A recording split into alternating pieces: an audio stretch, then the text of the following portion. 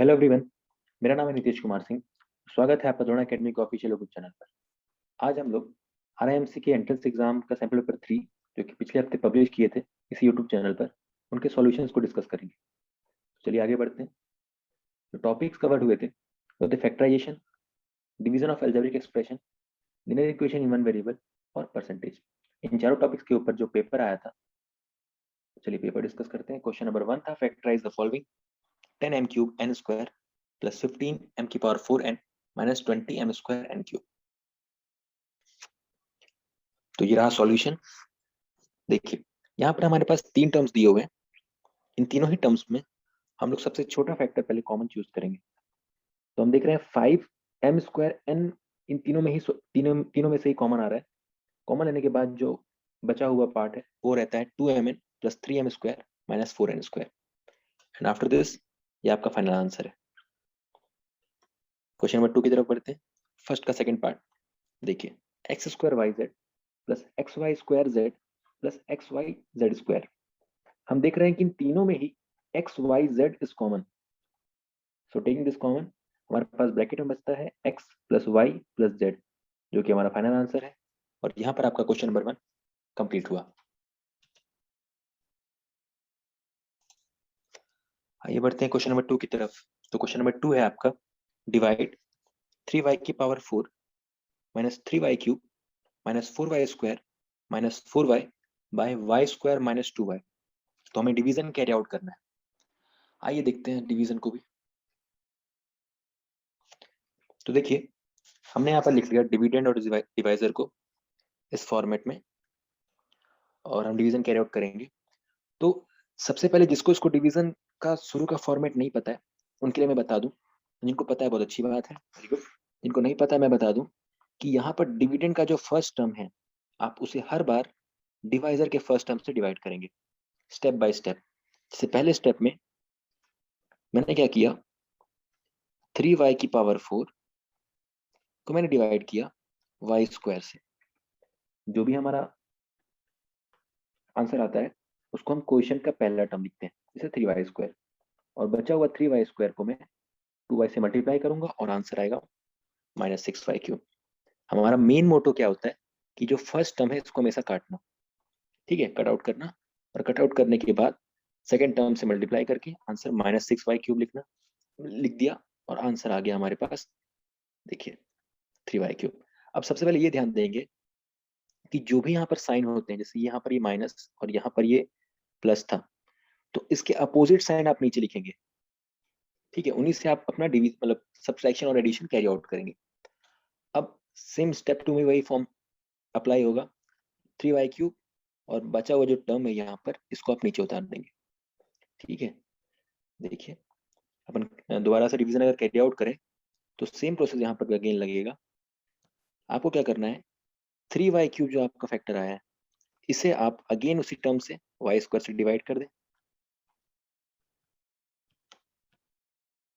जो भी आपका आंसर आता है उसे आप ऊपर लिखेंगे, sorry 3y cube, this is 3y cube. 3y cube को जब y स्क्वायर से डिवाइड करते हैं तो 3y आपका आंसर आता है। देखिए हमने यहाँ पर 3y क्यूब लिखा। मैंने बताया आपको मेन मोटो क्या है हमारा, कट ऑफ करना है इसे। देन बचा हुआ जो टर्म है उसे माइनस 2y से मल्टीप्लाई करके हम यहाँ पर अपना आंसर लिखेंगे। देन अगेन हमारा साइन चेंज, माइनस है तो प्लस, प्लस है तो माइनस। फर्स्ट वाला टर्म कट आउट हो गया, बचा हुआ आया 2y square minus 4y। Then again we have third step, फिर से वही टर्म कैरी आउट करेंगे, 2y square divide by y square. देखिए 2y square divide by y square, हमारे पास 2 आता है आंसर। और देन अगेन सेकेंड टर्म से मल्टीप्लाई करते हैं, आंसर लिखते हैं, रिमाइंडर इज 0 और हमारे पास क्वेश्चन आ गया। So that's the whole division. और यहाँ पर हमारा क्वेश्चन नंबर 2 का सॉल्यूशन कंप्लीट हुआ। आइए देखते हैं question number 3। So here we have question number 3। हमें दिया हुआ है सॉल्व द इक्वेशन। एक इक्वेशन गिवन है हमारे पास, x minus 1 upon 2 is equals to 1 minus x minus 2 upon 3, ठीक है। आइए देखते हैं इसका भी सॉल्यूशन क्या हो सकता है। तो ये रहा इसका सॉल्यूशन।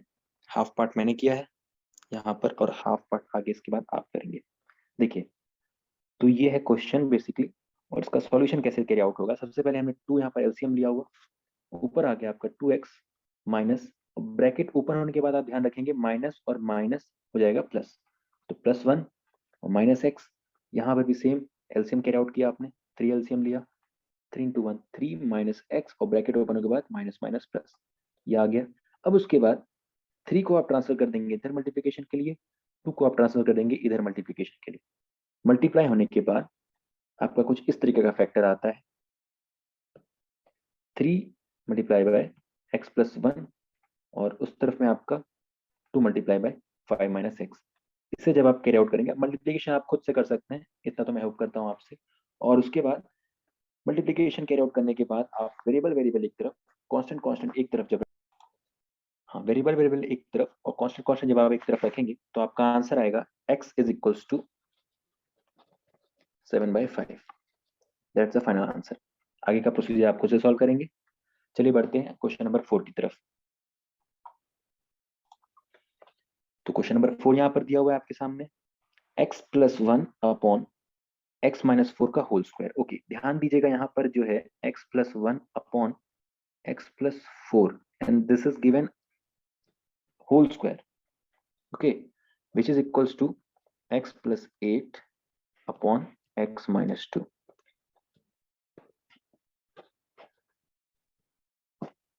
तो यहाँ पर सिंगल नहीं है, कई बार हम क्या करते हैं हड़बड़ी में ऊपर वाले को स्क्वायर ले लेते हैं। ध्यान दीजिएगा ये पूरा होल स्क्वायर है, और अगर अपने एक्सपोनेंट्स एंड पावर्स के लॉस को ध्यान दिया होगा तो जब कभी भी न्यूमरेटर अपॉन डिनोमिनेटर का होल स्क्वायर होता है तो ये हमेशा पर्सनल स्क्वायर हो जाते हैं, यानी यहाँ पर x प्लस 1 का होल स्क्वायर हो जाएगा और अगेन नीचे x प्लस 4 का होल स्क्वायर हो जाएगा। ठीक है, चलिए आगे देखते हैं इसका सॉल्यूशन क्या हो सकता है। तो देखिए ये रहा क्वेश्चन नंबर 4 का सॉल्यूशन। क्वेश्चन नंबर 4 में जैसे मैंने आपको बताया कि एक्सपोनेंट एंड पावर्स में हमने पढ़ा हुआ था कि जो लॉज हैं तो वो कहते हैं कि सिंगल सिंगल पावर हो जाएंगे, ऊपर में अलग पावर नीचे में अलग पावर। ठीक है, तो हमने यहाँ पर देखिए वही कैरी आउट किया, which is equals to x plus 8 upon x minus 2।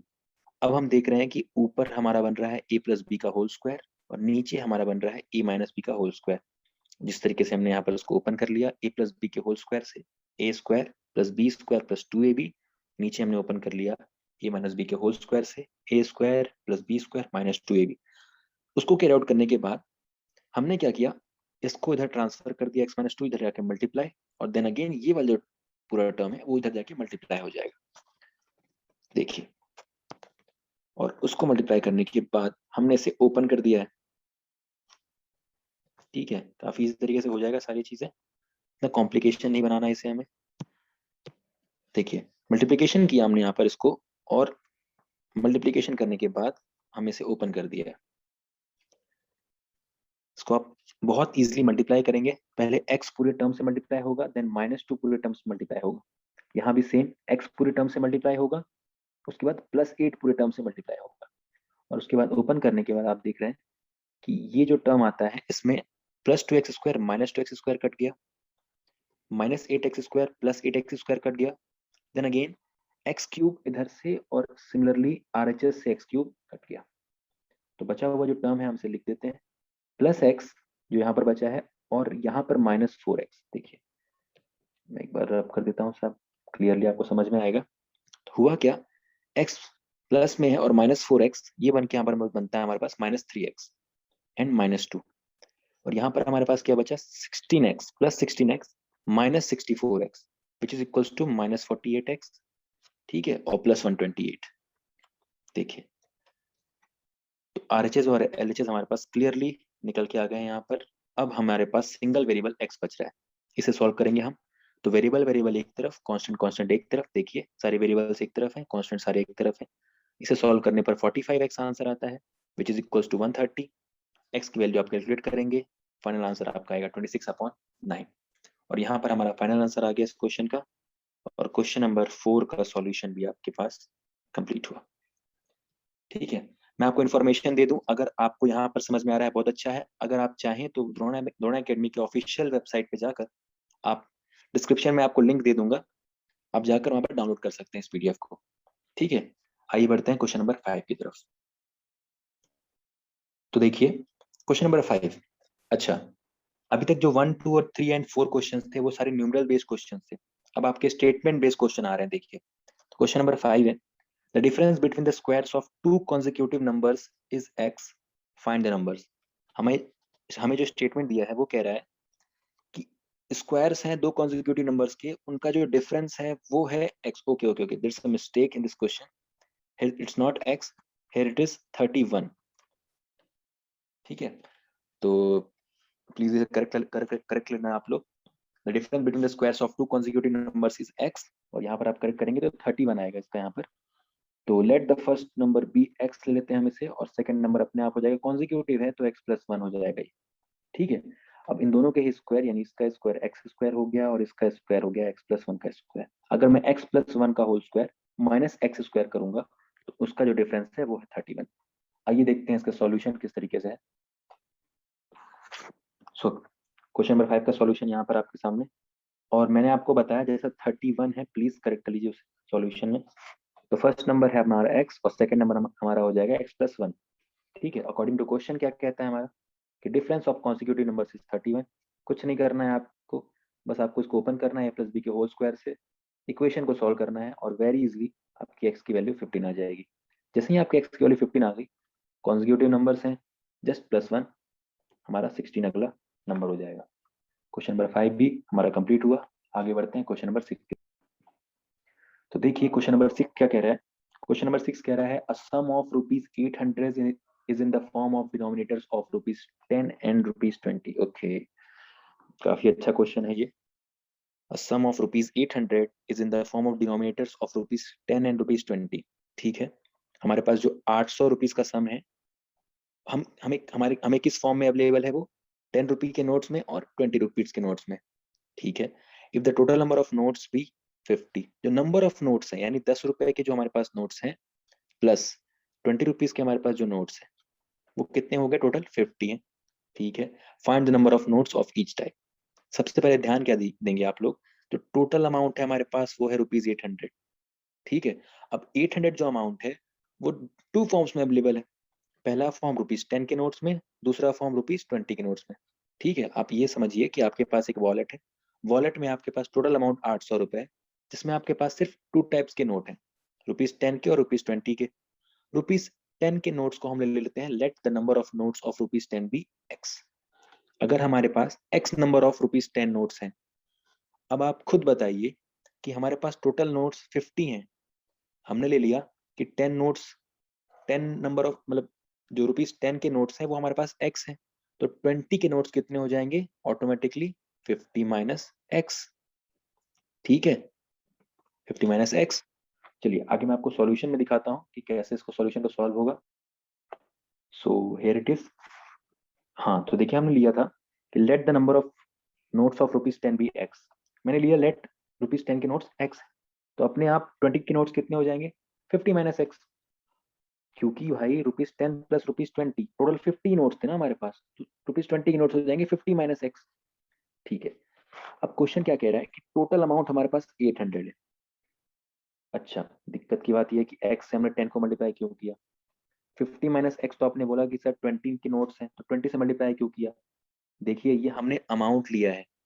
ठीक है, अगर मैंने आपसे कहा कि ₹10 के नोट्स x हैं, ठीक है भाई, हमारे पास मान लो 10 नोट्स हैं 10 के, तो टोटल अमाउंट कितना हुआ, 10 इंटू 10 विच इज 100। सिमिलरली अगर हमारे पास x नोट्स हैं रुपीज के, तो टोटल अमाउंट कितना हुआ हमारे पास, 10x।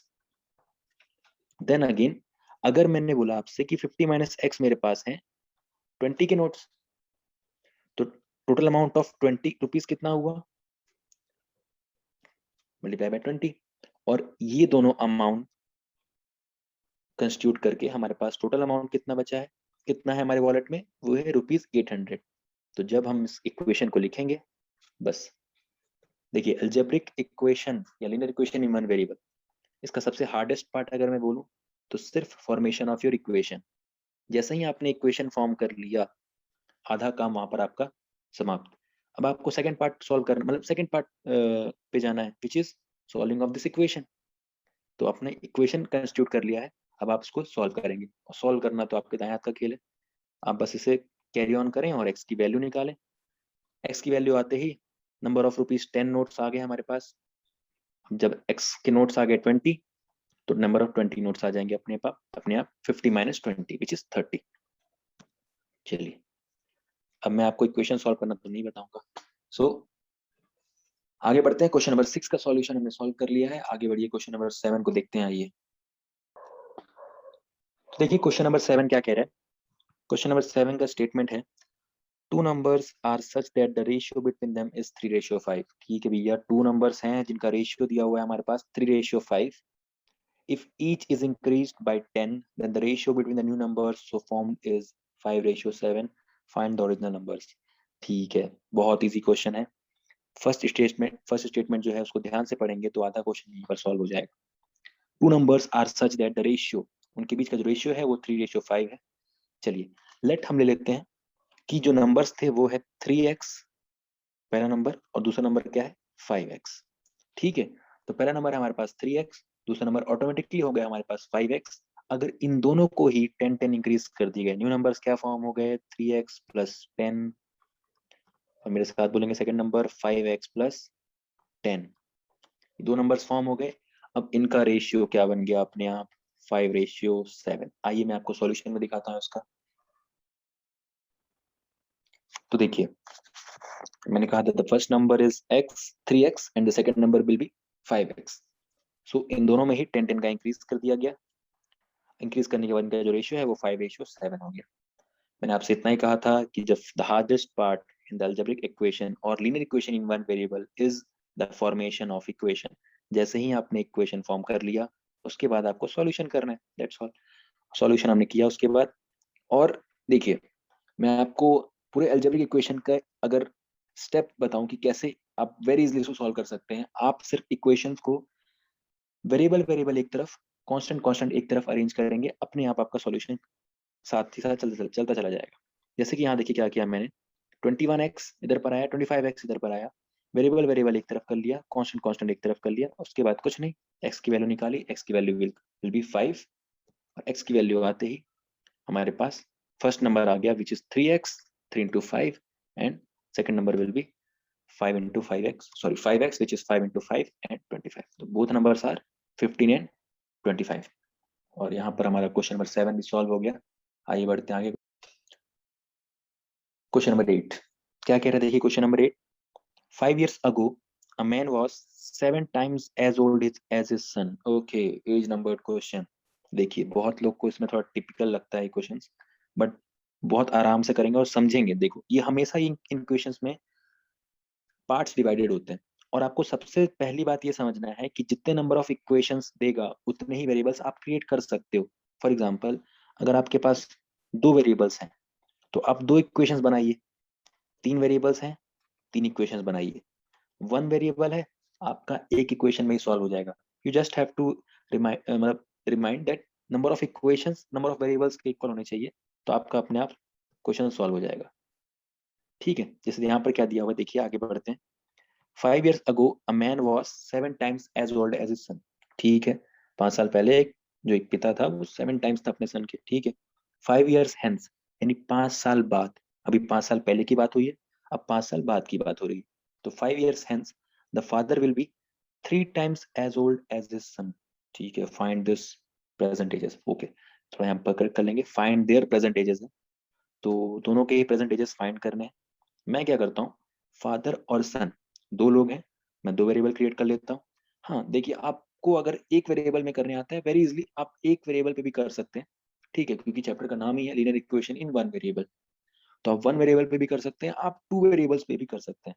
ठीक है, मैं आपको यहाँ पर टू वेरिएबल वाला बताऊंगा कैसे सॉल्व होता है। बाकी अगर वन वेरिएबल चाहिए तो आप फर्दर कॉन्टेक्ट कर सकते हैं। अब देखिए कैसे होगा, यहाँ पर मैं ले लेता हूँ let the age of son be x. ठीक है, और फादर की एज जो है वो हो जाएगी y ऑटोमेटिकली। तो सन की एज x है, फादर की एज y। चलिए मैं इसे सॉल्यूशंस के थ्रू बताता हूँ आपको, देखते हैं क्या है इसके सॉल्यूशंस। तो देखिए क्वेश्चन नंबर 8 के सॉल्यूशन है लेट द प्रेजेंट एज, मैंने ले लिया सन की x ईयर्स, और present age of the father will be y years. ठीक है, अब क्या करेंगे, पहला इक्वेशन हम फॉर्म किए, हमको बोला गया कि 5 साल पहले की बात हो रही है सबसे पहले, तो 5 साल पहले यानी 5 साल पहले फादर की एज भी तो y-5 होगी, प्रेजेंट एज y है, तो बेटा ध्यान देंगे 5 ईयर्स अगो यानी y-5, फादर की एज हो गई y-5। और सिमिलरली अगर सन की प्रेजेंट एज x है तो 5 साल पहले उसकी प्रेजेंट एज क्या हो जाएगी, x-y।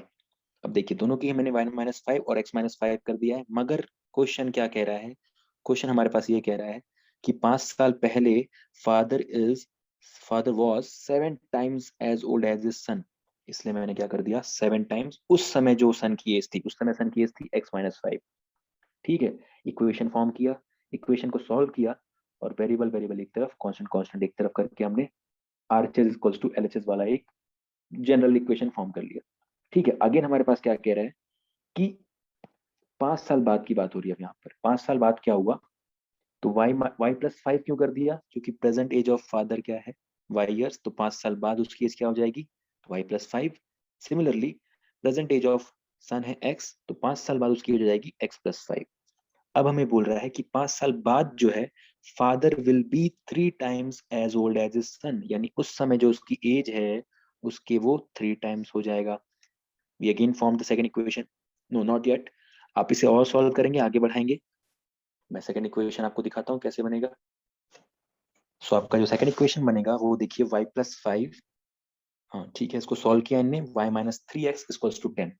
ठीक है, ये आपका सेकंड इक्वेशन यहाँ पर फॉर्म हुआ। आपका जो हार्डेस्ट पार्ट क्या था, सिर्फ इक्वेशन फॉर्म करना।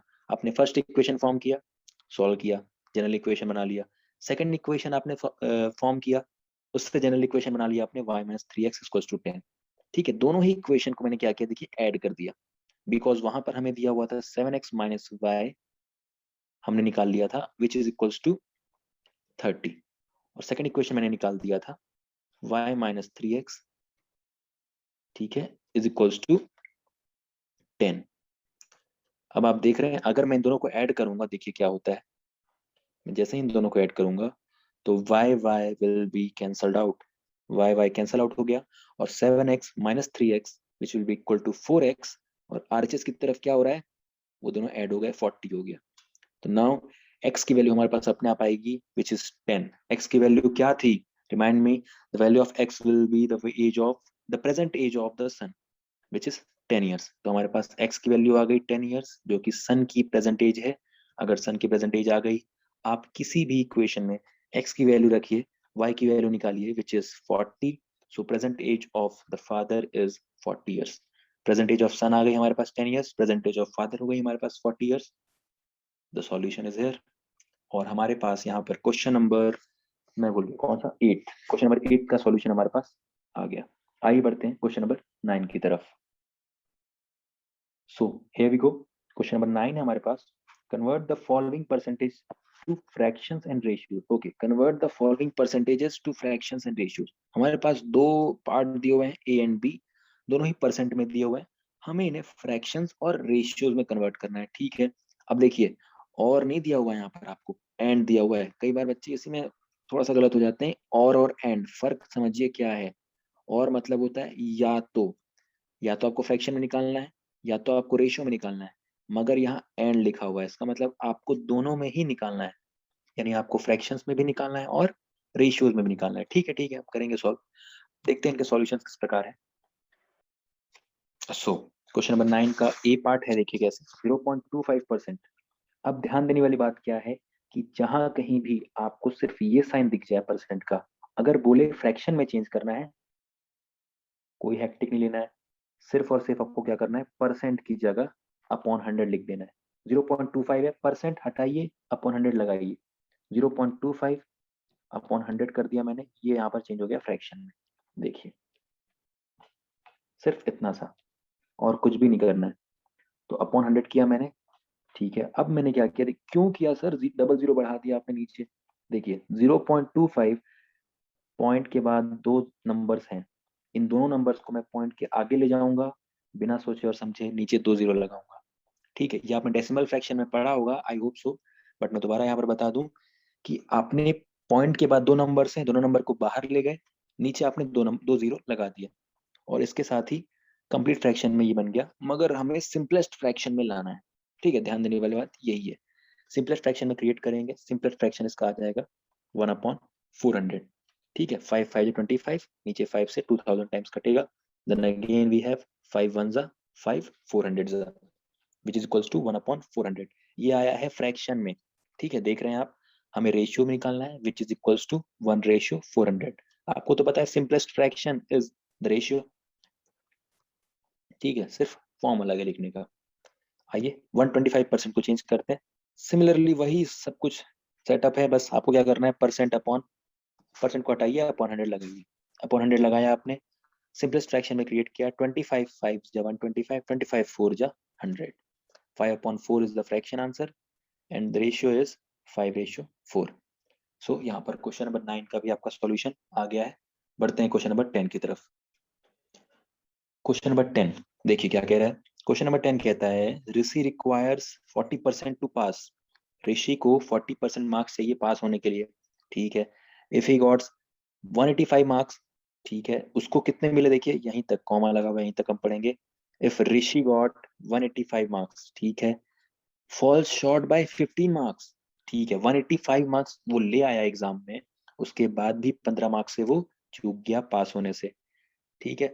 जबकि पासिंग मार्क्स कितने थे, 40% चाहिए थे, मगर उसने कितने लाए, 185 मार्क्स, वो 15 मार्क्स से चूक गया। तो what were the maximum marks he could have got, तो मैक्सिमम मार्क्स उसको कितने चाहिए थे ताकि वो पास हो जाए।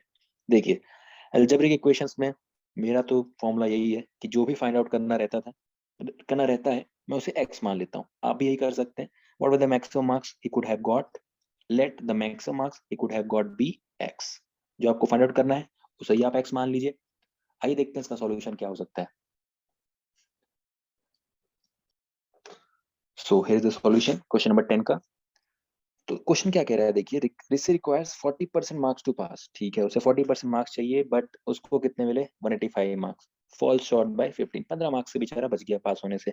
तो रिक्वायर्ड मार्क्स कितने चाहिए थे उसे पास होने के लिए, उसे रिक्वायर्ड मार्क्स चाहिए थे 185 प्लस 15, या 15 मार्क्स से बच गया वो, वरना 15 मार्क्स ले आता तो पास हो जाता। तो 200 मार्क्स जो थे वो थे पासिंग मार्क्स समझ लीजिए, और हमने मान के चला है कि मैक्सिमम मार्क्स क्या है, एक्स। तो हमें क्या दिया हुआ था क्वेश्चन में कि पासिंग मार्क्स क्या है, 40% मार्क्स पासिंग मार्क्स है, और अगर वो 15 नंबर और ले आता, मीन टू से 200 मार्क्स ले आता, तो वो पास हो जाता। इसका मतलब क्या है, 40% ऑफ एक्स, यानी मैक्सिमम मार्क्स जो है एक्स हमारे पास, उसका 40% जो है वो पासिंग मार्क्स है, क्योंकि 200 मार्क्स अगर वो ले आता तो वो पास हो जाता, और हमें क्वेश्चन में क्या दिया हुआ है कि 40% ही तो पासिंग मार्क्स है। सो here we go, हमारे पास इक्वेशन बन गया which is 40% of x is equals to 200, ठीक है। अब हमने क्या किया, सिर्फ 40/100 इंटू एक्स विच इज 200। आपको कुछ नहीं करना है, मैं से आपको जूम करके दिखाता हूँ, देखिए 40% ऑफ एक्स विच इज 200, तो 40/100 इंटू एक्स, ट्रांसफर किया, एक्स की वैल्यू निकाली, एक्स क्या था हमारे पास, एक्स था हमारा maximum marks which is equals to 500, जो हमें पूछा जा रहा था। और आपका यहाँ पर सॉल्यूशन कंप्लीट हुआ, आंसर आया 500 marks which is the maximum marks you have to find out, और हमारा क्वेश्चन नंबर 10 का सॉल्यूशन कंप्लीट हुआ। आइए बढ़ते हैं क्वेश्चन नंबर 11 की तरफ। सो क्वेश्चन नंबर 11 कह रहा है, देखिए ₹300 is to be shared among 3 people so that the first person gets 50% of the seconds who is turn get 50% of the third, ठीक है। 3 लोगों में 3,500 रुपीज डिवाइड होना है, ठीक है। फर्स्ट पर्सन को कितना मिला, सेकंड पर्सन का आधा, यानी अगर 50% ऑफ द सेकंड, और उसके बाद सेकंड पर्सन को कितना मिला, 50% ऑफ द थर्ड, यानी फर्स्ट पर्सन को सेकंड का आधा मिला और सेकंड को थर्ड का आधा मिला। How much will each of them get, ठीक है। लेट लेते हैं हम, जो थर्ड पर्सन है उसको एक्स मिला, if the third person gets x value of the money, तो सेकंड पर्सन को कितना मिला है, एक्स का आधा विच इज x/2, और उसके बाद 50% ना, 50% मतलब आधा ही होता है डायरेक्ट, और सेकंड पर्सन को जितना मिला है उसका आधा मिला है फर्स्ट पर्सन को, यानी सेकंड पर्सन का भी आधा which is x/2/2 is the value of the money the first person got, ठीक है। आइए देखते हैं सॉल्यूशन क्या हो सकता है इसका, ठीक है। तो जैसा मैंने आपको बताया, थर्ड पर्सन को हमने ले लिया, let the third person get x value, तो सेकंड पर्सन को अपने आप कितना मिल गया, 50% of x, which is 50/100 into x/2। हम इसे डायरेक्टली भी लिख सकते थे हम इसे, विच इज x/2, बिकॉज 50% मतलब आधा ही होता है। और फर्स्ट पर्सन को सेकंड पर्सन का आधा मिला, ठीक है, यानी x/2 का 50% मिला। So 50% of x/2 which is equal to x/4। तो तीनों की वैल्यू जो है, अब देखो x/2 और x/4 हुई। अब क्या है, टोटल अमाउंट ऑफ मनी इन तीनों में डिवाइड हुआ है। So x plus x/2 plus x/4 is equal to 3500। और यहाँ पर हमारे पास फॉर्मेशन ऑफ इक्वेशन हो गया। इक्वेशन फॉर्म कर लिया आपने, आपको सिर्फ x की वैल्यू निकालनी है। x की वैल्यू जब आप निकालेंगे,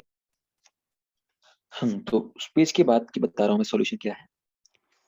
आपने क्या किया, x plus x2 plus x/4, ये जो वैल्यू थी यहाँ पर से हमने एलसीएम ले लिया, विच इज 4 एलसीएम लेने के बाद ऊपर वाले न्यूमरेटर को हम चेंज कर रहे हैं, which is 4x plus 2x plus x, जो हमारे पास वैल्यू आई। तो 4x plus 2x which is equal to 6x plus x 7x। तो 7x upon 4 is equal to 3500। फिर हमने उधर ट्रांसफर कर दिया, मल्टीप्लाई हो गया 4 उधर पर जाके, और आंसर क्या है हमारे पास, देखिए 4 into 3500 is equal to 7x, x की वैल्यू आ गई हमारे पास 2000। इक्वेशन सॉल्व कर दिया हमने, 2000 जो वैल्यू आई है वो x की वैल्यू आई है, यानी कि third person has got the amount of money ₹2000। Second person कितना मिला, थर्ड पर्सन का half which is equals to 1000। और फर्स्ट पर्सन को कितना मिला, सबसे कम, विच इज सेकंड पर्सन का भी हाफ 500। ठीक है, तो यहाँ पर थर्ड पर्सन, सेकंड पर्सन और फर्स्ट पर्सन तीनों की अमाउंट ऑफ वैल्यू हमारे पास आ गई। मैं आपको एक बार फिर से रिपीट कर दूं, अगर आपको इसका पीडीएफ चाहिए सॉल्यूशन का, तो आप डिस्क्रिप्शन में जाके लिंक पर क्लिक करें और वेबसाइट पे डायरेक्ट जाएं और वहां से डाउनलोड कर लें पीडीएफ। ठीक है, तो क्वेश्चन नंबर 11 का सॉल्यूशन हमारे पास आ गया। आइए बढ़ते हैं क्वेश्चन नंबर 12 की तरफ। तो क्वेश्चन नंबर 12 एक बार फिर से न्यूमरल बेस्ड क्वेश्चन, अभी तक स्टेटमेंट बेस्ड क्वेश्चन कर रहे थे, फिर से अपन आगे न्यूमरल बेस्ड क्वेश्चन पे। तो क्वेश्चन नंबर 12 कह रहा है, देखिए फैक्टराइज 49a माइनस बी का whole square minus 25a plus b का होल स्क्वायर। ओके, तो बहुत अच्छा क्वेश्चन है ये एग्जाम पॉइंट ऑफ लेवल से। देखिए सबसे पहले हम क्या करेंगे, मैं आपको एक इंट्रो देता हूँ यहाँ पर as a hint. 49 is the square of 7, तो हम क्या करेंगे 7 और यहाँ पर a माइनस बी का होल स्क्वायर है, a माइनस बी को हमने लिखा और होल ब्रैकेट कर दिया स्क्वायर में। ठीक है, देन अगेन 25 जो कि 5 का स्क्वायर है, मैं क्या करूंगा a प्लस बी को ब्रैकेट में लेके और इसे होल ब्रैकेट में लेके मैं इसका स्क्वायर कर दूंगा। तो हमारे पास एक इक्वेशन फॉर्म हो गया। अब देखिए, अगर आप देख पा रहे हैं तो ये है एक्स स्क्वायर और ये है वाई स्क्वायर, और ये क्या लिखा हुआ है, देखिए x square minus y square. आप समझ गए मैं क्या कहना चाह रहा हूँ, ये एक आइडेंटिटी फॉर्म हो गई, x square minus y square, जिसकी वैल्यू क्या होती है, एक्स प्लस वाई और एक्स माइनस वाई। ठीक है, आइए देखते हैं इसको सॉल्यूशन के रूप में। तो जैसा मैंने आपको कहा 49a माइनस बी का whole square minus 25a plus b का होल स्क्वायर, देखिए हमने कैसे इसको लिख लिया 7a माइनस बी के whole square minus 5a plus b के होल स्क्वायर के फॉर्मेट में। और जैसा मैंने आपको बताया कि यहाँ पर x square minus y square का फॉर्मेट बन रहा है, आप इसे देखिए, ये एक आइडेंटिटी है, x minus y x plus y. ठीक है, sorry x plus y x minus y. ठीक है, दोनों तरीके से बोल सकते हैं आप इसे। अब हम इसे ओपन करेंगे। ठीक है, तो हमने इसे मान लिया एक्स स्क्वायर और इसे मान लिया वाई स्क्वायर, हम इसे x plus y x minus y के फॉर्मेट में ओपन कर रहे हैं। देखिए, तो ये हो गया एक्स प्लस वाई, ये हो गया एक्स माइनस वाई, और इसी के साथ ब्रैकेट ओपन करेंगे, 7a minus 7b 5a plus 5b 7a minus 7b minus 5a minus 5b। ठीक है, देखिए मैंने नीचे ओपन किया हुआ है और अब इसे सॉल्व करने की बारी आ गई। तो 7a plus 5a which is 12a और minus 7b plus 5b which is minus 2b। Then again 7a minus 5a which is 2a और minus 7b minus 5b which is equals to minus 12b। अब आप दोनों में ही देख रहे होंगे कि टू फैक्टर कॉमन है, इसमें भी टू फैक्टर कॉमन है, इसमें भी टू फैक्टर कॉमन है। तो स्टेप बाय स्टेप करते हैं। पहले मैंने इस वाले में से टू कॉमन निकाला, टू कॉमन निकालने पर 6a माइनस बी बचता है। देन सेकंड वाला टर्म सेम लिख दिया।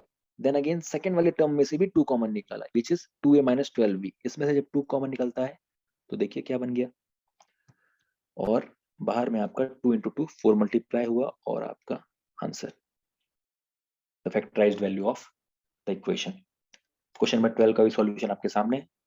आगे बढ़ते हैं क्वेश्चन नंबर 13 की तरफ। सो क्वेश्चन नंबर 13 में अगेन फैक्टराइजेशन है। Factorise the algebraic expressions. ठीक है, बहुत इजी क्वेश्चन है। देखिए दोनों ही पार्ट बहुत इजी हैं। पहले वाले पार्ट में तो साफ साफ आपको दिख रहा होगा कि अगर ए स्क्वायर माइनस 14a माइनस 51। अब देखिए जब भी कभी थ्री टर्म वाले कोई इक्वेशन आए तो थ्री टर्म वाले इक्वेशन में आप पहला चीज क्या करें, आप गौर से उस इक्वेशन को देखिए और पहचानने की कोशिश करिए क्या उसमें कोई आइडेंटिटी लग रही है। ए प्लस बी, ए माइनस बी, ए स्क्वायर माइनस बी स्क्वायर, कोई भी ऐसी आइडेंटिटी लग रही है। इफ नॉट देन बहुत सिंपल है, सिर्फ स्प्लिटिंग द मिडिल टर्म लगेगा। अगर आइडेंटिटी नहीं लग रही है then splitting the middle term apply करिए, आंसर आपके सामने आएगा। देखते हैं इसका सॉल्यूशन क्या हो सकता है। सो ये रहा 13 का part A square minus 14a minus 51। ठीक है, यहाँ देखिए मैंने splitting the middle term carry out किया है। और स्प्लिटिंग द मिडिल टर्म कैसे करते हैं, मैं जिसको आता है बहुत अच्छी बात है, मैं एज अ इंट्रो दे रहा हूँ यहाँ पर कि स्प्लिटिंग द मिडिल टर्म में आपके पास a square minus second a square minus b x plus c के फॉर्मेट में इक्वेशन होता है। ठीक है, a square minus b x plus c के फॉर्मेट में जो इक्वेशन होता है, आपको कुछ नहीं करना होता, ए मल्टीप्लाई बाय सी करिए। ठीक है, जो भी आपका ए मल्टीप्लाई बाय सी आ रहा है उसका आपको फैक्टराइजेशन करना है। और फैक्टराइजेशन के बाद जो फैक्टर आ रहे हैं उनको ऐसे स्प्लिट करना है ताकि वो बी के फॉर्मेट में, या कह सकता हूं मैं माइनस बी के फॉर्मेट में। ठीक है, ये ए स्क्वायर प्लस बी एक्स होता है, तो इसे बी के फॉर्मेट में आपको कैसे भी करके लाना है। ठीक है, मल्टीप्लाई प्लस माइनस करके। जैसे कि मैं एग्जांपल के तौर पे इस इक्वेशन को लेता हूँ, ए स्क्वायर माइनस 14a माइनस 51। देखिए क्या मैंने यहाँ पर, तो 51 को जब अब ए स्क्वायर के सामने तो कोई कोफिशिएंट नहीं है तो इसका कोफिशिएंट क्या हुआ 1। ठीक है, तो 51 इंटू 1 विच इज 51। अब 51 का अगर मैं फैक्टर निकालूं तो विच इज 3 एंड 17। तो हमारे पास दो ही फैक्टर आते हैं, 3 और 17। ठीक है, अब 3 और 17 को मुझे इस तरीके से स्प्लिट करना है ताकि 14 आंसर आए। तो यहाँ तो साफ साफ आपको दिख रहा है, कई बार इक्वेशंस में नहीं दिख रहा होता है बट दिख रहा है, चलिए कर लेते हैं। तो माइनस 14 को अपन कैसे स्प्लिट करें, सॉरी 3 और 17 को अपन कैसे स्प्लिट करें ताकि माइनस 14 ये आपका आंसर है। देखिए मैंने क्या लिखा है, a square minus 17a plus 3a minus 51। तो माइनस 17a प्लस 3 आपका माइनस 14 यहाँ हो जाता है। अब इन दोनों में से आपको कॉमन निकालना है, तो कॉमन हमारे पास ए आता है, कॉमन ए कॉमन ले लिया। ठीक है, देन अगेन इस वाले में से आपका क्या कॉमन आया, प्लस 3। देखिए और भी कुछ नहीं करना, उसके बाद ए माइनस 17 एक तरफ और ए प्लस 3 एक तरफ, बचा हुआ टर्म। और यहाँ पर आपका 13 का फर्स्ट पार्ट कंप्लीट हो गया। सेकंड पार्ट देखते हैं, सेकंड पार्ट क्या है। तो 13 का सेकंड पार्ट आपको दिया हुआ है, ए स्क्वायर माइनस 5a का होल स्क्वायर। ठीक है, ए स्क्वायर माइनस 5a का होल स्क्वायर माइनस 36। ओके, अब देखिए पहले तो आप सॉल्यूशन नहीं देखेंगे, सिर्फ जो मैं बता रहा हूँ उसको समझिए। अब हमें इसको यहाँ पर डेवलप करना पड़ेगा इक्वेशन को। कैसे डेवलप करेंगे हम, कि ए स्क्वायर माइनस 5a, मैंने आपको कहा ना पिछली बार कि जहां भी आपको थ्री टर्म्स दिखे तो सबसे पहले कोशिश करिए कोई आइडेंटिटी बन रही है या नहीं बन रही है। इफ नहीं बन रही है देन आप स्प्लिटिंग द मिडिल टर्म पे आ जाए तुरंत। तो ए स्क्वायर माइनस 5a, इसको अपन लिखेंगे होल स्क्वायर, और माइनस 36 को अपन लिख सकते हैं 6 का स्क्वायर। देखिए तो ये क्या फॉर्मेट बन गया यहाँ पर, अगर मैं देखूँ तो x square minus y square. Again हमें पता है मैं क्या बोलना चाह रहा हूँ, समझ रहे हैं आप, x square minus y square एक आइडेंटिटी बन गई और इसकी वैल्यू क्या होती है, x plus a x minus a. ठीक है, तो देखिए सेम आइडेंटिटी के तहत मैंने इसे सॉल्व किया और इससे बनाया x plus a x minus A. X plus a x minus ए बनाने के बाद देखिए अब ये कोई आइडेंटिटी नहीं बन रही। तो यहाँ पर मैंने क्या क्या कैरी आउट किया है, स्प्लिटिंग द मिडिल टर्म। तो फर्स्ट वाले पार्ट में लगाया मैंने splitting the middle term, second वाले पार्ट में लगाया मैंने स्प्लिटिंग द मिडिल टर्म, और दोनों ही सॉल्व करके कुछ इस तरीके से लिखा है। पिछले पार्ट में मैंने आपको बता दिया स्प्लिटिंग द मिडिल टर्म कैसे होता है।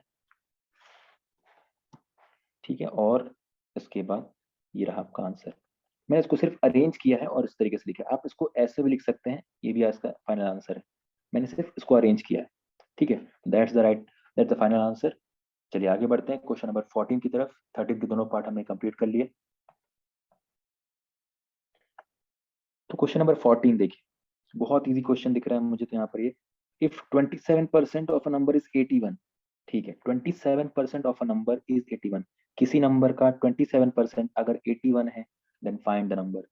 ठीक है, आप लोग तो इसे मतलब दो स्टेप में भी सॉल्व कर सकते हो। देखिए 27% of number is 81, let the number be x. अब बोल रहा है कि 27% यानी 27/100 ऑफ अ नंबर, यानी हमने ले लिया वो नंबर क्या है, x. 27% of the number is 81। आपको कुछ नहीं करना, सिर्फ एक्स को इधर रखना है, बाकी सिर्फ कांस्टेंट को उधर भेजना है, सॉल्व करना है। आंसर आपका आएगा 300, यानी कि 300 की 27% क्या है आपका, विच इज 81। तो आप सॉल्व करेंगे, खुद से सॉल्व करके आंसर निकालेंगे। ठीक है, हम आगे बढ़ते हैं क्वेश्चन नंबर 15 की तरफ। क्वेश्चन नंबर 15 क्या कह रहा है? क्वेश्चन नंबर 15 कहता है, लेट मी रब दिस। तो क्वेश्चन नंबर 15 कह रहा है, find the largest 4 digit number which is exactly divisible by 86। Okay, largest 4 digit number which is exactly divisible by 86। तो इसका एक मेथड होता है, देखिए मैं बताऊं आपको। लार्जेस्ट 4 डिजिट नंबर क्या है? लार्जेस्ट 4 डिजिट नंबर है आपका 9999। ठीक है, लार्जेस्ट 4 डिजिट नंबर जो 9999 है, आप उसको डिवाइड करिए 86 से। ठीक है, आपने जब उसको डिवाइड किया 86 से, तो क्वोशिएंट जो भी आ रहा है दैट डजंट मैटर, क्वोशिएंट नहीं, हमें रिमाइंडर देखना है। अब जब मैंने 9999 को 86 से डिवाइड किया, तो हमारे पास जो रिमाइंडर आ रहा है वो आएगा 23। मैं आपको बता रहा हूँ, कैलकुलेशन मैंने पहले लिखी हुई है, इतनी फास्ट मेरी कैलकुलेशन नहीं है। सो हमारे पास जो रिमाइंडर आ रहा है वो है 23। तो 86 को जब हमने डिवाइड किया, सॉरी 9999 को जब हमने डिवाइड किया 86 से, तो रिमाइंडर हमारे पास 23 आया।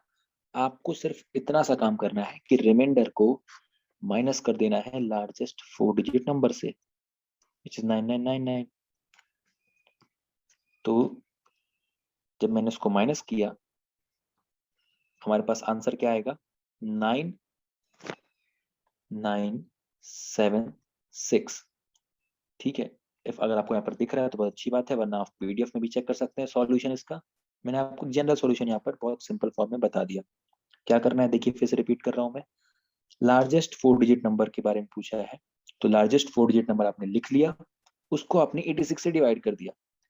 86 से डिवाइड करने के बाद जो रिमाइंडर आता है, आप उसको रिमाइंडर से माइनस करें। जो आंसर आया, that's the largest 4 digit number which will B exactly divisible by 86। सो 9976 जो हमारा आंसर आ रहा है, वो लार्जेस्ट 4 डिजिट नंबर है जिससे 86 कंप्लीटली 86 को जो कंप्लीटली डिवाइड कर देगा। ठीक है, क्वेश्चन नंबर 16 की तरफ बढ़ते हैं। क्वेश्चन नंबर 16 क्या कह रहा है, Jacob scored 32% marks in an examination and failed by 12 marks. ठीक है, जैकब ने 32% मार्क्स स्कोर किए हैं किस एग्जामिनेशन में, ठीक है भैया, और failed by 12 marks. 32% marks score करने के बाद भी वो 12 मार्क्स से फेल हो गया, क्या कर सकते हैं। Then scored 42% marks and got 28 marks more than the minimum required marks to pass. ठीक है, देखो दो इक्वेशन हमारे पास दिया हुआ है। पहला इक्वेशन कह रहा है कि जैकब ने 32% मार्क्स स्कोर किया है, उसके बाद भी वो 12 मार्क्स से फेल हो गया। ठीक है, 12 मार्क्स और स्कोर कर लेता अगर वो, तो वो पास हो जाता। ठीक है, डेन ने कितना स्कोर किया, 42% मार्क्स, वो 28 मार्क्स ज्यादा है, ठीक है, पासिंग मार्क्स से। देखिए, and got 28 marks more than the minimum required marks, यानी उसने 28 मार्क्स ज्यादा स्कोर कर लिए। बहुत अच्छी बात है। Find the maximum marks of exam, आपको मैक्सिमम मार्क्स निकालने हैं। तो आपके पास दो इक्वेशन दिए हुए हैं। पहला इक्वेशन क्या बनेगा, देखिए जैकोब वाला, दूसरा इक्वेशन आपका बनेगा डेन का। आइए देखते हैं सॉल्यूशन क्या हो सकता है इसका। सो सॉल्यूशन आपके सामने है। Question number 16, let total marks, हम ले लिया x है। ठीक है, टोटल मार्क्स मतलब मैक्सिमम मार्क्स है इसमें, जो कि x ले लिया हमने। ठीक है, अब मिनिमम मार्क्स निकालने वाले हैं जो हमें पास होने के लिए चाहिए। थोड़ा सा स्पेलिंग मिस्टेक है मेरी यहाँ पर, मिनिमम, ओके। तो मिनिमम मार्क्स पास होने के लिए चाहिए, वो निकालते हैं। देखिए, अब जैकोब और डेन दोनों के लिए ही एक क्वेश्चन में आपको इक्वेशन फॉर्म करने के लिए स्टेटमेंट्स दी हुई हैं। उन स्टेटमेंट्स के उससे हेल्प से हम इक्वेशन बनाएंगे। देखिए, जैकोब के लिए बोल रहा है कि जैकोब ने 32% मार्क्स तो स्कोर किए हैं, मगर वो 12 मार्क्स से फेल हो गया। यानी 12 मार्क्स अगर हम प्लस कर दें, ठीक है, तो हम जैकोब को पास करा देंगे। ठीक है भाई। अब डेन ने क्या किया, 42% मार्क्स तो स्कोर किए हैं, वो 28 मार्क्स ज्यादा है। यानी हम क्या करेंगे, 28 मार्क्स अगर जैकोब सॉरी डेन के में से माइनस कर देंगे तो वो पासिंग मार्क्स की लाइन में है। ठीक है, हम क्या करेंगे, दोनों के ही पासिंग मार्क्स निकाल के दोनों को इक्वेट कर देंगे। अब जैकोब के पासिंग मार्क्स आ गए और डेन को भी पासिंग मार्क्स तक ले आए। जब दोनों को पासिंग मार्क्स तक ले आए, दोनों को इक्वेट कर दिए। इक्वेट करने के बाद हमारे पास इक्वेशन फॉर्म हो गया। देखिए 32% of x which is 32 upon 100 into x plus 12 which is equals to 42 upon 100 into x minus 28। दोनों के ही minimum marks to pass equate कर दिए, क्योंकि मिनिमम एग्जाम तो दोनों एक ही एग्जाम दे रहे हैं ना, मिनिमम मार्क्स तो दोनों के इक्वल ही होंगे। सो दोनों को इक्वेट कर दिया हमने, दोनों को इक्वेट कर दिया। इक्वेशन फॉर्म हुआ, वेरिएबल वेरिएबल एक तरफ, कांस्टेंट कांस्टेंट एक तरफ। देखिए, और यहाँ पर से हमारी x की वैल्यू आ गई। x की वैल्यू क्या आई है, मिनिमम मार्क्स नहीं, सॉरी मैक्सिमम मार्क्स। जो x की वैल्यू क्या, टोटल मार्क्स कितने आया, 400 मार्क्स। तो आपका मैक्सिमम मार्क्स आ गया, जो हमें चाहिए था 400 मार्क्स। अब देखते हैं क्या और निकालना था हमारे पास। ठीक है, अब हमें निकालना है मिनिमम मार्क्स टू पास, कि पासिंग कितने होने चाहिए दोनों को पास होने के लिए। तो किसी में भी आप x की वैल्यू रखें और आंसर निकालें। तो मैंने जैकोब में रखा है, देखिए 32% उसे चाहिए था, 32% उसने स्कोर किया था, उसे 12 मार्क्स और चाहिए था। तो 32 अपॉन 100 इंटू 400 जो कि मैक्सिमम मार्क्स है, प्लस 12, तो हमारे पास आ गया 140 which is minimum marks to pass. तो 140 मार्क्स ये थे पासिंग मार्क्स के लिए। और यहाँ पर देख रहे हैं आप, क्वेश्चन नंबर 16 का भी हमने सॉल्यूशन कर लिया। बढ़ते हैं क्वेश्चन नंबर 17 की तरफ। तो क्वेश्चन नंबर 17 क्या कह रहा है, देखिए क्वेश्चन नंबर 17 बोल रहा, if 3/5 of a number exceeds its 2/7 by 44। ठीक है, किसी नंबर का 3/5 यानी 3/5 of the number, let 3/5x exceeds its 2/7 यानी उसके 2/7 से, यानी 2/7 ऑफ x एक्सीड कर रहा है, यानी ज्यादा है। कितना ज्यादा है, 44 ज्यादा है। यानी अगर मैं 3/5 ऑफ x को सब्ट्रैक्ट कर दूं 2/7 ऑफ x से, तो आंसर क्या आना चाहिए, 44। इक्वेशन क्रिएट कर लिया हमने अपने आप ही। देखिए फिर से मैं रिपीट कर दूं, क्वेश्चन कह रहा है 3/5 of a number exceeds its 2/7 by 44। यानी 3/5 किसी नंबर का उसी नंबर के 2/7 से कितना ज्यादा है, 44 ज्यादा है। तो नंबर को आप फाइंड आउट करिए।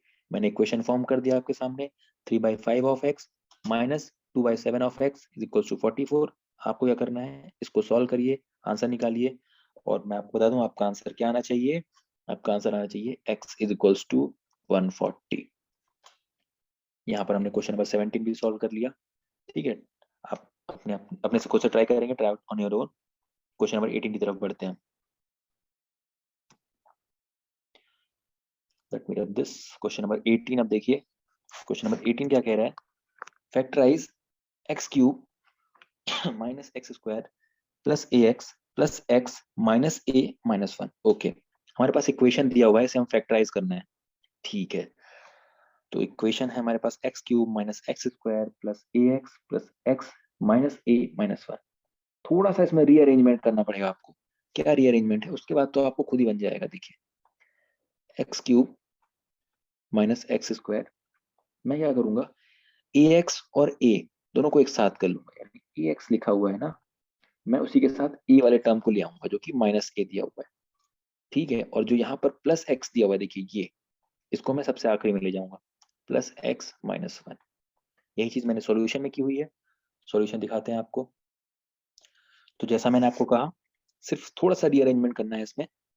ए ये जो टर्म है, अब ए वाले टर्म को ए के साथ कर दीजिए और एक्स को आप ले जाइए आखिरी में। ठीक है, देखिए ए एक्स के साथ मैंने ए को कर दिया है और एक्स के साथ मैंने 1 को कर दिया है। यहाँ पर करने का फायदा क्या हुआ हमें, कि हमें जब हम कॉमन निकालना स्टार्ट करेंगे, जैसे पहले वाले में से क्या एक्स स्क्वायर कॉमन ले लिया, एक्स माइनस 1 बचा। सेकंड वाले में से ए कॉमन ले लिया, एक्स माइनस 1 बचा। थर्ड वाले में से कॉफिशिएंट 1 ही कॉमन आएगा, तो एक्स माइनस 1 बचा। देखिए, and that's the final answer. Question number 18 बहुत ईजी था और आपने क्वेश्चन नंबर 18 भी कंप्लीट कर लिया। आइए बढ़ते हैं क्वेश्चन नंबर 19 की तरफ। सो क्वेश्चन नंबर 19 क्या कह रहा है, देखिए क्वेश्चन नंबर 19 बोल रहा x square plus 1/x² equals to 88। ठीक है, इक्वेशन हमें दिया हुआ है x square plus 1/x² equals to 88। Find the value of x minus 1/x। Okay, आपको दिया हुआ है x प्लस 1/x² की वैल्यू दी हुई है, आपको फाइंड आउट करना है x माइनस 1/x। और जैसा कि आप देख रहे हैं RIMC जून 2017 के पेपर में आ भी चुका है। तो आइए देखते हैं डायरेक्ट इसके सॉल्यूशंस क्या है। सो क्वेश्चन नंबर 19 का सॉल्यूशन कुछ इस प्रकार है, x square plus 1/x² equals to 88। हमने क्या किया यहाँ पर देखिए, LHS और RHS दोनों ही तरफ में 2 सब्ट्रैक्ट कर दिया। इस 2 को सब्ट्रैक्ट करने से हमारा फायदा क्या हुआ कि जब आप इसे देख रहे हैं, मैंने सिर्फ थोड़ा सा डेवलप किया, देखिए एक्स स्क्वायर प्लस 1/x², तो अगर मैं x इंटू 1/x मल्टीप्लाई भी कर दूं 2 में तो उससे कोई फर्क नहीं पड़ने वाला, बिकॉज x और x का कैंसिल आउट हो जाएंगे। बट इसका करने का फायदा क्या हुआ, थोड़ा सा डेवलप किया है इक्वेशन। इस डेवलपमेंट का फायदा ये हुआ कि अगर आप इसे ध्यान से देखें तो ये a² plus b² minus 2ab का इक्वेशन दिख रहा है। ठीक है, अब x² plus 1/x² minus 2 into a b यानी x इंटू 1/x लिखने का ये फायदा हुआ कि a माइनस बी के होल स्क्वायर के फॉर्मेट में ये चेंज हो गया। और RHS में क्या है हमारे पास 88 माइनस 2 विच इज 86। तो देखिए हमें सिर्फ इतना सा करना है कि बोथ साइड स्क्वायर रूट करना है। ठीक है, आप यहाँ पर ये भी लिख सकते हैं स्क्वायर रूट बोथ साइड।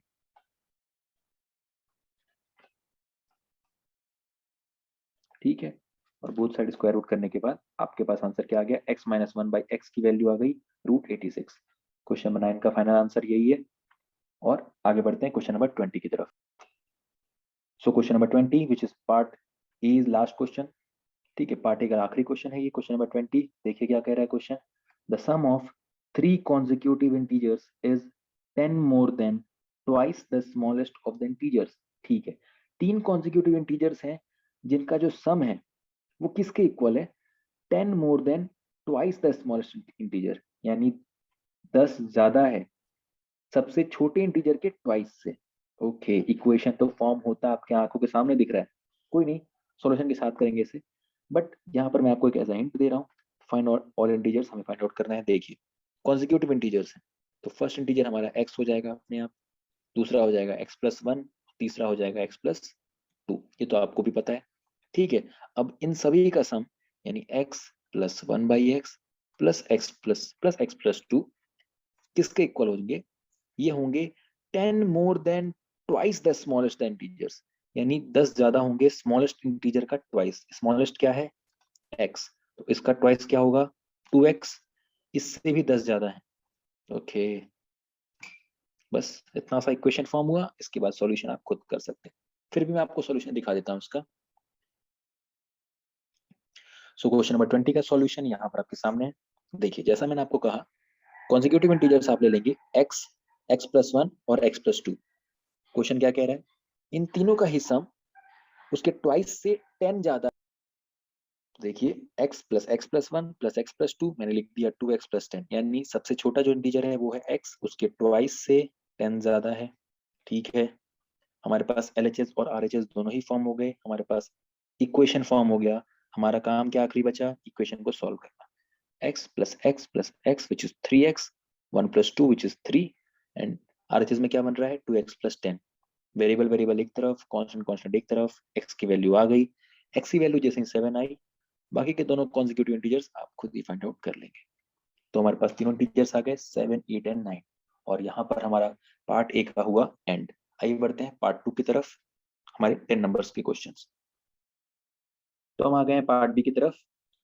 और पार्ट बी के आपको पता है सारे क्वेश्चंस 10 मार्क्स के होते हैं। तो क्वेश्चन नंबर 21 देखते हैं क्या कह रहा है। क्वेश्चन नंबर 21 है divide 15y⁴ plus 16y³ plus 10/3y minus 9y² minus 6 by 3y minus 2। Okay, तो इस इक्वेशन को आपको किससे डिवाइड करना है, 3y माइनस 2 से।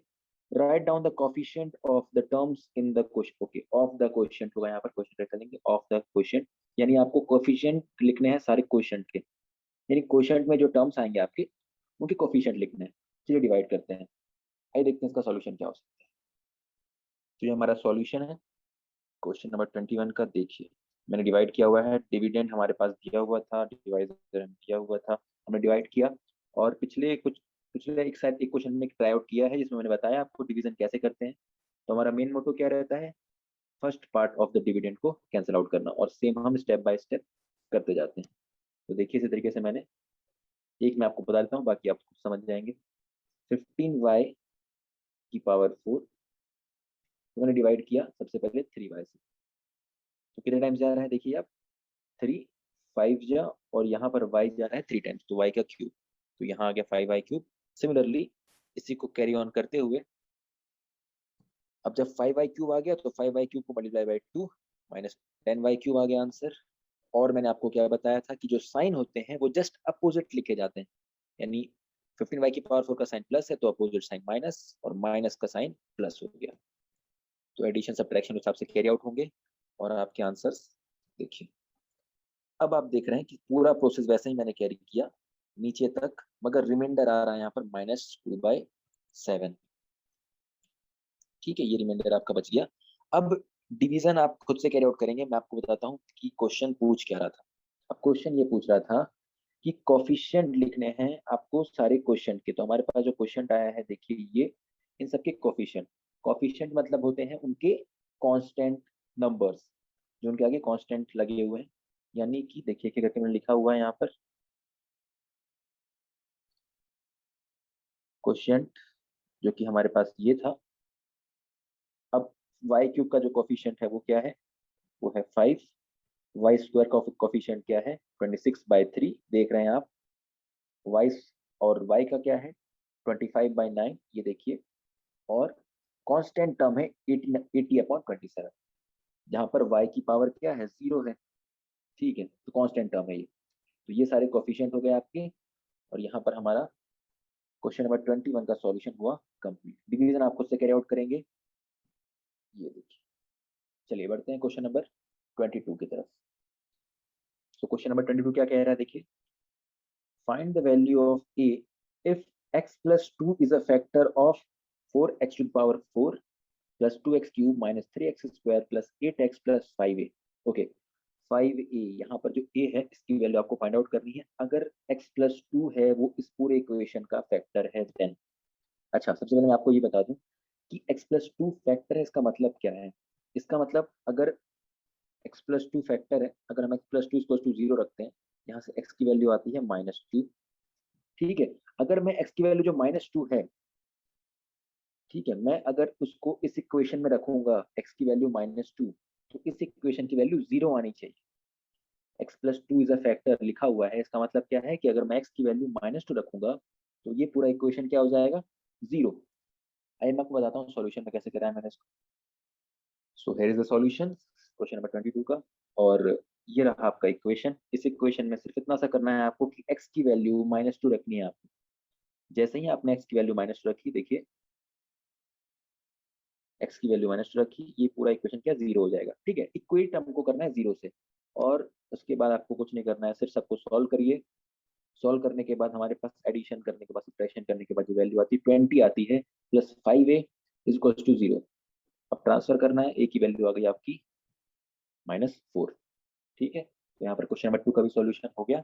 आगे बढ़ते हैं क्वेश्चन नंबर 23 की तरफ। तो क्वेश्चन नंबर 23 कह रहा है सॉल्व द इक्वेशन। ओके, ये इक्वेशन हमें दिया हुआ है 2x plus 3 plus x plus 5 का whole square, okay, plus 2x plus 3 minus x plus 5 का whole square is equals to 10x square plus 92। Okay, solve the equation 2x plus 3 plus x plus 5 का whole square, ठीक है, plus 2x plus 3 minus x plus 5 का whole square, और दिया हुआ है RHS में ये वैल्यू। अच्छा, आप इसको दो तरीके से कर सकते हैं। मैंने कोई अलग तरीका किया हो बताओ, आपको सॉल्यूशन दिखाऊंगा अभी मैं, मगर मैं आपको क्या बता रहा हूँ, आप यहाँ पर भी इसको ओपन कर सकते हैं। मैंने तो इसको ओपन नहीं किया हुआ है अंदर में, बट मैं आपको क्या बता रहा हूँ, आप 2x plus 3 plus x plus 5 इसकी वैल्यू क्या हो जाएगी, 3x plus 8।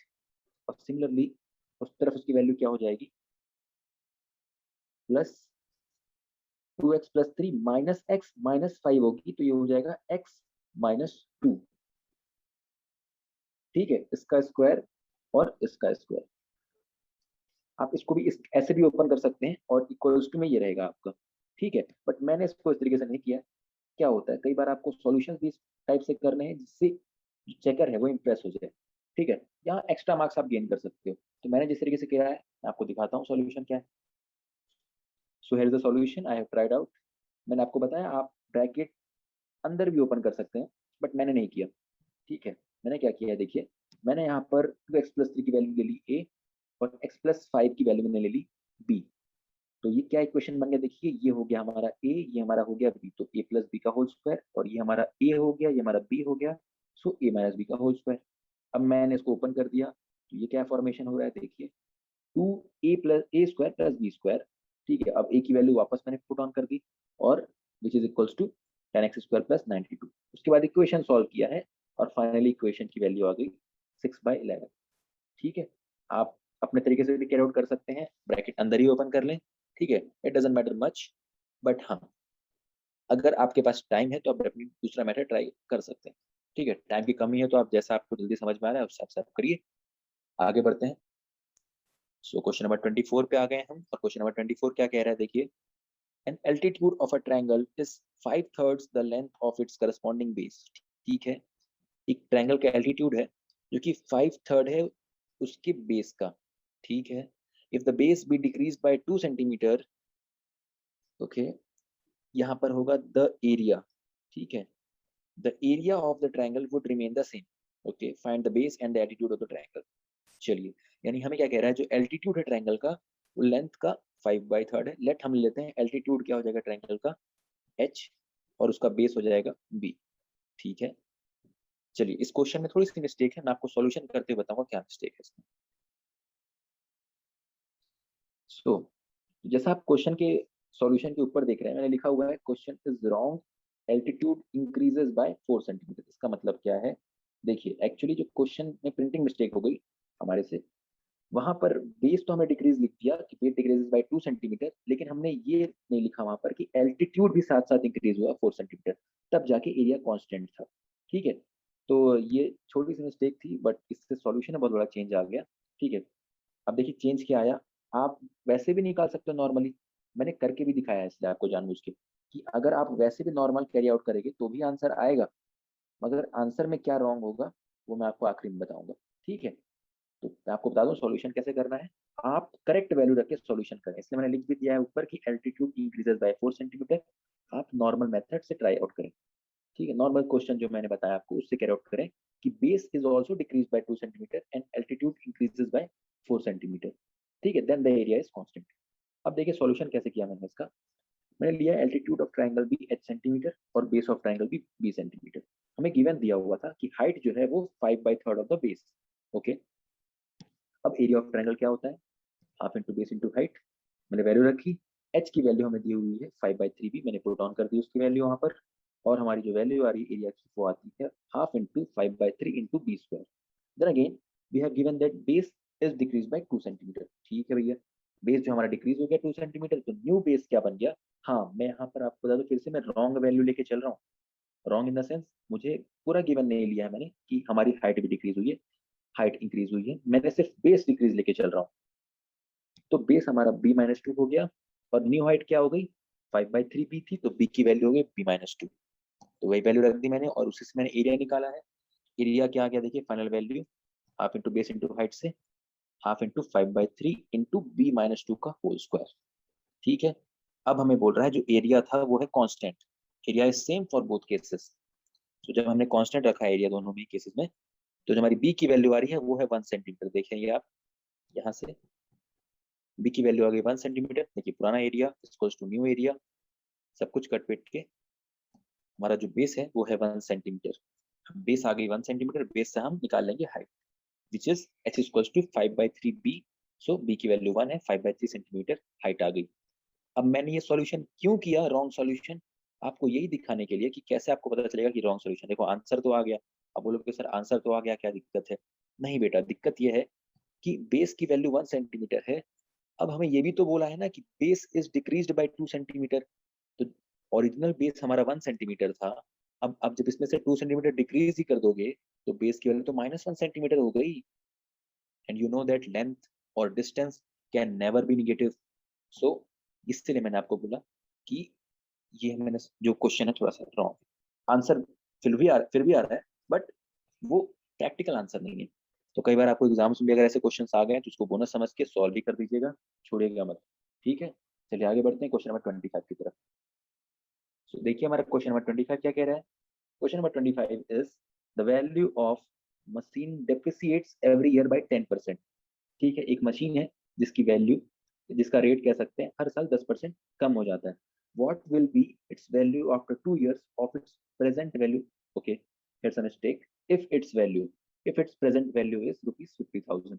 ठीक है, क्वेश्चन ये कह रहा है कि एक मशीन है जिसकी रेट है वो हर साल 10% कम हो जाती है, तो उसकी वैल्यू 2 साल बाद क्या होगी अगर उसकी प्रेजेंट वैल्यू है 50,000। ठीक है, तो ये परसेंटेज का क्वेश्चन है। आप इसे कंपाउंड इंटरेस्ट के फॉर्मूले से भी सॉल्व कर सकते हैं। आपको पता है कंपाउंड इंटरेस्ट का फॉर्मूला डेप्रिसिएशन के लिए क्या होता है, तो वहां पर होता है amount is equals to P1 - R/100 to the power n। यहाँ पर n क्या होता है, टाइम होता है। तो आप यहाँ पर क्या रखेंगे, प्रिंसिपल की वैल्यू 50,000, रेट की वैल्यू 10% और टाइम की वैल्यू 2 रखेंगे। मैं आपको दिखा देता हूँ सॉल्यूशन क्या है इसका। सो हेre's the solution of question number 25। देखिए वैल्यू ऑफ मशीन क्या आ गई, मैंने आपको बताया फॉर्मूला लग जाएगा P1 - R/100 की पावर n, एंड यहाँ पर टाइम है, वैल्यू आप पुट करिए, आंसर निकालिए, 40,500 is your answer. Question number 25 is also solve. Let's move on to question number 26। So here is question number 26। Question number 26 क्या कह रहा है, देखिए स्टेटमेंट है इसकी, if 60% people in a city like cricket, ठीक है, 30% लाइक फुटबॉल, बहुत बढ़िया, and remaining like other games. ठीक है, एक सिटी में 60% लोग क्रिकेट खेलते हैं, 30% लोग फुटबॉल खेलते हैं या पसंद करते हैं, और बाकी बचे हुए लोग अदर गेम्स को पसंद करते हैं। तो what percent like the other games. ठीक है, यहाँ तो हमारा पहला क्वेश्चन वन वर्ड का था, अपने आप सॉल्व हो गया। देखिए 100% लोग कहीं पर भी रहेंगे, तो 60% लोग अगर क्रिकेट लाइक कर रहे हैं, 30% लोग अगर फुटबॉल लाइक कर रहे हैं, तो बचे हुए यानी 10% लोग अदर गेम्स को लाइक कर रहे हैं। ठीक है, यहाँ पर हमने पहले क्वेश्चन पहले ही सॉल्व कर लिया। If the total number of people is 56 lakhs, अगर टोटल नंबर ऑफ पीपल कितने हैं, पॉपुलेशन क्या है वहां की, 56 लैक्स है, तो find the exact number who like each type of game. ठीक है, आपको जो क्रिकेट लाइक कर रहे हैं, कितने लोग क्रिकेट लाइक कर रहे हैं वो फाइंड आउट करना है, कितने लोग फुटबॉल लाइक कर रहे हैं वो फाइंड आउट करना है, और कितने लोग बाकी बचे हुए गेम्स को लाइक कर रहे हैं वो फाइंड आउट करना है। आइए देखते हैं सॉल्यूशन क्या है इसका। So here is the solution question number 26। ठीक है, पहले तो हमें निकाल लिया 10% है पीपल जो अदर गेम्स को लाइक कर रहे हैं। अब देखिए हमें सिर्फ इतना सा करना है कि सभी परसेंटेज का इनका नंबर्स निकालना है। ठीक है, देखिए people liking football, people liking other games are 5 lakh, people liking football are 15 lakh, people liking cricket are 30 lakh. चलिए आगे बढ़ते हैं क्वेश्चन नंबर 27 की तरफ। सो क्वेश्चन नंबर 27 क्या कह रहा है, देखिए क्वेश्चन नंबर 27 है, divide 3x to the power 5 plus 7x to the power 4 minus 11x raised to the power 3 plus 8x square minus 32x plus 5 by x square plus 3x plus 2। ठीक है, ये RIMC जून 2019 के paper में आ भी चुका है। तो डिवाइड करना है हमको, आइए देखते हैं सॉल्यूशन क्या है इसका। सो 27 में देखिए मैंने डिविडेंड लिख दिया, डिवाइजर लिख दिया, और बहुत इजीली मैंने डिवीजन कैरी आउट किया है। सेम आपको भी कैरी आउट करना है, और इस बार मैं आपको प्रोसेस नहीं बताऊंगा। ठीक है, ये डिवीजन आप खुद से कैरी आउट करें, और देखिए क्वेश्चन हमारे पास ये है और रिमाइंडर हमारे पास ये। ठीक है, तो क्वेश्चन नंबर 27 का सॉल्यूशन ये है। आगे बढ़ते हैं क्वेश्चन नंबर 28 की तरफ। सो क्वेश्चन नंबर 28 कह रहा है, if a plus b is equals to 5, ab is equals to 6, ठीक है, and a is greater than b, find the value of 4a square minus b square minus a cube minus b cube। ठीक है, आपको a plus b की value दे दी गई, ab की value दे दी गई, और साथ ही साथ एक कंडीशन दी गई है आपको कि यहाँ पर a is greater than b। बहुत बढ़िया, आइए सॉल्यूशन कैरी आउट करते हैं, देखते हैं क्या किया है हमने। सो क्वेश्चन नंबर 28 देखिए, अब सबसे पहले आपको क्या करना है, a प्लस बी की वैल्यू दे दी गई, ठीक है, ए बी की वैल्यू दे दी गई, ठीक है, मैंने क्या किया, मैंने कोशिश की है कि मैं ए स्क्वायर प्लस बी स्क्वायर की वैल्यू निकाल सकूं। ठीक है, उसके लिए मैंने क्या किया, ए प्लस बी की वैल्यू दी थी मुझे 5, मैंने बोथ साइड का स्क्वायर कर लिया। बोथ साइड का स्क्वायर करने से मुझे क्या फायदा हुआ, देखिए इसको मैंने ओपन किया, टू ए बी की वैल्यू मुझे दी गई थी, मैंने ट्रांसफर की उसको उधर पर, और ए स्क्वायर प्लस बी स्क्वायर की वैल्यू निकाल, ए स्क्वायर प्लस बी स्क्वायर की वैल्यू निकालने से मुझे अल्टीमेटली वैल्यू चाहिए थी ए माइनस बी की। उसके लिए मैंने क्या किया है, तो a माइनस बी का होल स्क्वायर जिसकी वैल्यू ये होती है। अब मैंने a square plus b square की वैल्यू निकाल ली है, मैंने उसको पुट ऑन किया और फाइनली a माइनस बी की वैल्यू कुछ इस टाइप से निकाली। अब देखिए मैंने यहाँ पर मेंशन किया है कि a minus b equals to plus minus one. ऐसा क्यों? क्योंकि आपको पता है अगर आपने स्क्वायर एंड स्क्वायर रूट्स पढ़ा होगा तो a माइनस बी का होल स्क्वायर की वैल्यू अगर वन है, मुझे स्क्वायर यहाँ से हटाना है, तो मैं इस तरफ क्या करूंगा, आरएचएस में मैं रूट लगाऊंगा। ठीक है, अब प्लस वन का रूट आपको पता है, वन का रूट आपको पता है वन ही होता है। ठीक है, प्लस माइनस वन होता है। तो मैंने प्लस वन क्यों लिया, माइनस वन क्यों नहीं लिया? बिकॉज हमें इक्वेशन में गिवन था ए इज ग्रेटर देन बी। ठीक है, क्वेश्चन में हमें गिवन था, इसलिए मैंने सिर्फ प्लस वन कैरी आउट किया है। अगर बी ग्रेटर होता ए से तो मैं माइनस वाला पोजिशन ले लेता। ठीक है, तो हमारे पास यहाँ पर आधी वैल्यू आ गई कि a माइनस बी की वैल्यू वन है, a square plus b square की वैल्यू 13 है, और a प्लस बी और ए बी की वैल्यू तो गिवन थी। आइए देखते हैं। सो हमें ये दिया हुआ है कि फाइंड हमें क्या करना है, 4a square minus b square minus a cube minus b cube. अब देखिए मैंने यहाँ पर क्या कर लिया, माइनस कॉमन ले लिया बाहर में, तो ब्रैकेट में क्या बचा मेरे पास, ए क्यूब प्लस बी क्यूब। अब आपको यहाँ पर आइडेंटिटी लगानी है ए क्यूब प्लस बी क्यूब वाली, और सेम यहाँ पर आपको आइडेंटिटी लगानी है a square minus b square की, इसको ओपन करके हमारा बन गया ए प्लस बी ए माइनस बी। अब आपको याद होगा कि सभी चीज की वैल्यू हमने पहले ही फाइंड आउट कर ली है। देखिए ए प्लस बी की गिवन थी, ए माइनस बी की हमने निकाल ली है, ए बी की हमें वैल्यू गिवन थी, और ए स्क्वायर प्लस बी स्क्वायर की हमने वैल्यू निकाल ली है। तो यहाँ पर हमने सॉल्यूशन कैरी आउट किया, सिर्फ और सिर्फ सबकी वैल्यू रखी है देखिए। और ए क्यू प्लस बी क्यू की जब आइडेंटिटी अपन ओपन करते हैं, तो ओपन करने के बाद आइडेंटिटी कुछ इस टाइप से बनी हमारी, और इसकी भी वैल्यू हमने पुट ऑन कर ली, और साथ ही साथ सॉल्यूशन करते हुए आंसर निकाल लिया -15। So here's your final solution, sorry final answer -15। Solution आप अच्छे से देख लें, और आपको अगर पीडीएफ चाहिए होगा तो लिंक में आपको पीडीएफ, सॉरी डिस्क्रिप्शन में आपको लिंक अवेलेबल है। सो अब देखते हैं क्वेश्चन नंबर 29। क्वेश्चन नंबर 29 जो है वो 2 पार्ट्स में है। पहला पार्ट हमारा है हमें सॉल्व करना है, ठीक है, इस क्वेश्चन को, और x की वैल्यू निकालनी है। दूसरा पार्ट हमारा है फैक्टराइज करना है हमें, जो कि पिछले साल के पेपर में आ भी चुका है। अच्छा, ये दोनों ही क्वेश्चन आ चुके हैं। तो देखिए सेकंड पार्ट फैक्टराइजेशन है, फर्स्ट पार्ट सॉल्व करना है, इसमें वैल्यू निकालनी है। देखते हैं सॉल्यूशन क्या है इनके। तो हमें फर्स्ट पार्ट दिया हुआ था, देखिए 29 का ये वाला। इसे हमने क्या किया, सबसे पहले 1 माइनस 7x को ट्रांसफर कर दिया, जो कि मल्टीप्लाई हो गया, और इस तरफ में साथ ही साथ सभी की ब्रैकेट वैल्यू ओपन कर ली मल्टीप्लाई करके, और जो कि आया -22x प्लस 94। उसके बाद कांस्टेंट कांस्टेंट एक तरफ, वेरिएबल वेरिएबल एक तरफ, वैल्यू सॉल्व करिए, आंसर निकालिए x की वैल्यू, और x की फाइनल वैल्यू क्या आती है, -43/17।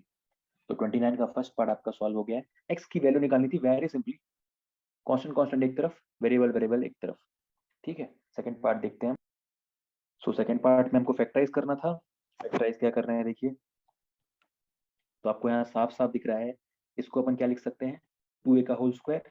इसको हम लोग क्या लिख सकते हैं, 3b का होल स्क्वायर। और यहाँ पर तो सिंपली लिखा हुआ है भाई। ठीक है, अब देखिए मैंने क्या किया, उसको कॉमन ले लिया मैंने। ठीक है, अच्छा पहले तो a x square minus y square का फॉर्मूला बन रहा है यहाँ पर देखिए। तो इसे हम क्या लिख सकते हैं, x plus y x minus y. और इसको लिखने के बाद हम इस वाले इस वाले इक्वेशन में से और इस वाले इक्वेशन से क्या कॉमन निकाल पा रहे हैं, 2a plus 3b। 2a plus 3b मैंने कॉमन ले लिया, तो यहाँ पर से हमारे पास सिर्फ यही बचा, और यहाँ पर से हमारे पास बचता है सिर्फ 1, जो कि मैंने लिख दिया आपके सामने। आपका फाइनल आंसर 29 का सेकंड पार्ट इतना ही है। आइए बढ़ते हैं क्वेश्चन नंबर 30, जो कि लास्ट क्वेश्चन है हमारा। सो हम आ गए हैं अपने आखिरी क्वेश्चन, जो कि क्वेश्चन नंबर 30 है। ठीक है, तो अगर आप अभी तक बने हुए हमारे साथ तो कॉन्ग्रेचुलेशन, आखिरी पड़ाव पर आ गए हैं आप। तो आखिरी पड़ाव हमारा क्वेश्चन नंबर 30 है, जो कि दिख रहा है बहुत ईजी है, और है भी बहुत ईजी। देखिए 4z minus 3/4 minus 3 which is equals to 5z minus 7/3 minus 4z minus 1। ठीक है, ये पिछले 2015 के जून के वो पेपर में आ भी चुका है क्वेश्चन। तो बहुत इजी है, यहाँ पर आपको सिर्फ z की वैल्यू फाइंड आउट करनी है। तो ये देखते हैं सॉल्यूशन क्या है इसका। सो हमारे लास्ट क्वेश्चन का सॉल्यूशन कुछ इस प्रकार है, 4z minus 3/4 minus 3 which is equals to this. सिर्फ कुछ नहीं करना है आपको, यहाँ पर मैंने एलसीएम ले लिया, यहाँ पर मैंने एलसीएम ले लिया, और उसके बाद एलसीएम लेने के बाद ऊपर मैंने सॉल्व किया दोनों ही तरफ के इक्वेशंस को, एलएचएस और आरएचएस को। और सॉल्यूशन सॉल्व करने के बाद वेरिएबल वेरिएबल एक तरफ, कांस्टेंट कांस्टेंट एक तरफ। इक्वेशन सॉल्व करना तो आई होप आपको आता ही है। फाइनल वैल्यू z की आ जाएगी 1/8। सो यहाँ पर हमारा क्वेश्चन नंबर 30 जो कि आखिरी क्वेश्चन था वो भी कंप्लीट हुआ। सो हमने सैम्पल पेपर 3 के सारे क्वेश्चंस को सॉल्व कर लिया है। तो कुडोज टू देम जिनके बहुत अच्छे मार्क्स आ रहे हैं, 100+ मार्क्स आ रहे हैं, और जिनके नहीं आ पा रहे हैं कोई बात नहीं, ट्राई करते रहिए, प्रैक्टिस करते रहिए। जल्दी मिलेंगे अगले नए सैम्पल पेपर के सॉल्यूशंस के साथ, नए क्वेश्चन के साथ। So practice and thank you so much, bye bye.